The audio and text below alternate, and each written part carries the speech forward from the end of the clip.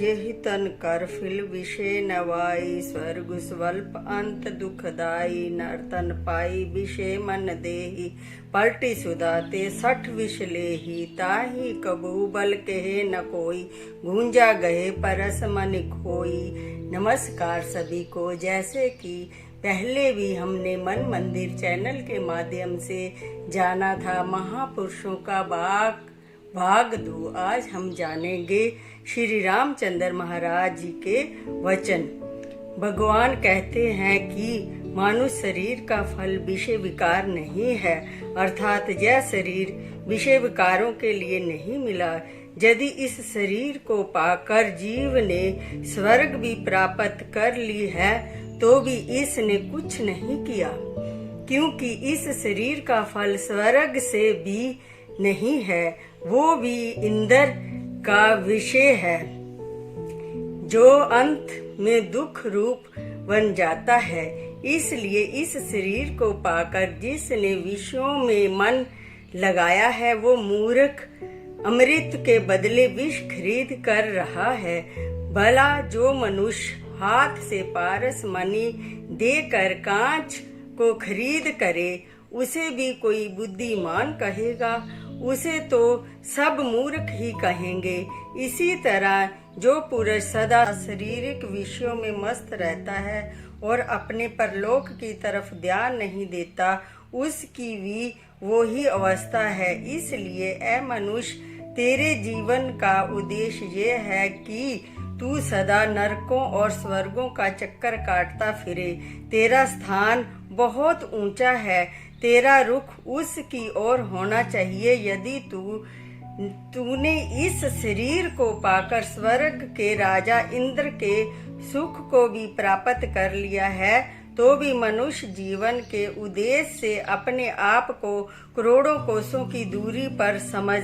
तेरा मार्ग तो वो है जिस पर चलते चलते यदि रास्ते में तू कहीं गिर भी जाए तो भी इस स्वर्ग तेरे हाथ से कहीं नहीं गया, उससे गिरता हुआ भी तू स्वर्ग में ही गिरेगा।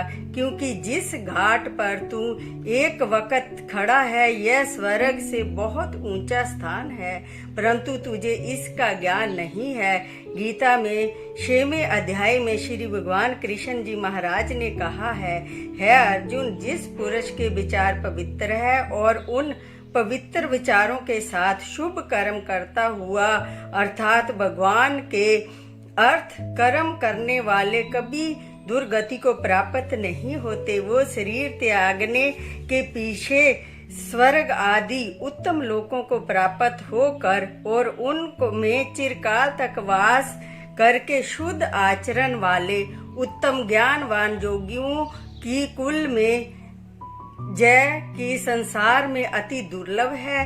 जन्म लेकर वहां उससे पहले शरीर की ही वही कमाई के प्रभाव से अन्यास ही ईश्वर की भक्ति के नियमित भली भांति यत्न करने लग जाता है। अब आगे श्री रामचंद्र महाराज जी के सिद्धांतों का वर्णन करते हुए, बड़े भाग मानुष तन पावा, सुर दुर्लभ सद ग्रंथन गावा, साधन धान मोक्ष कर द्वारा, पाए न यही परलोक सवारा। अर्थात यह मनुष्य तन अति संभोग और शुभ संस्कारों का फल है, ऐसा श्रेष्ठ ग्रंथ कहते हैं, और ये देवताओं को भी प्राप्त होना दुर्लभ है। यह सब प्रकार की साधना का स्थान है। मनुष्य जैसी साधना इसमें करनी चाहिए, कर सकता है, और जहाँ पहुँचना चाहे इसके द्वारा पहुँच सकता है। और यह शरीर 84 लाख योनियों के बंधन से छूटने के लिए खुला दरवाजा है। तो फिर और अनमोलिक शरीर को पाकर जिस प्रकार परलोक का उद्धार नहीं किया, वो अंत में सिर धुन धुन कर पछताएगा, परंतु उसको रोने पछताने से हाथ कुछ नहीं आएगा। और अब जो मनुष्य ये कहा करते हैं कि मुझे भगवान की भक्ति के लिए समय नहीं मिलता, या मेरे कर्मों में यदि भक्ति होगी तो अपने आप प्रेरणा हो जाएगी, इसलिए पुरुषार्थ करने की क्या आवश्यकता है। जब ईश्वर की इच्छा होती है तो वो अपने आप ही जीव को भक्ति में लगा देता है। ये बातें सब व्यर्थ हो जाएगी और ये बहाने वहाँ कोई नहीं सुनेगा। वाव यह है कि मनुष्य प्रभु की भक्ति करना तेरा सब से मुख्य धर्म है।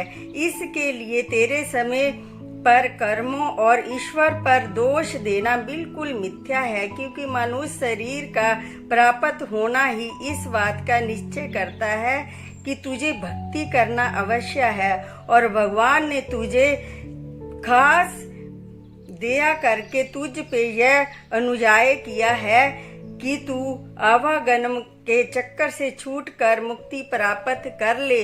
फिर इस प्रकार की उजर और बहाने यहाँ किस अर्थ के हैं। नमस्कार। कल हम जानेंगे संतों के वचन। दासों की दास सुमन शर्मा।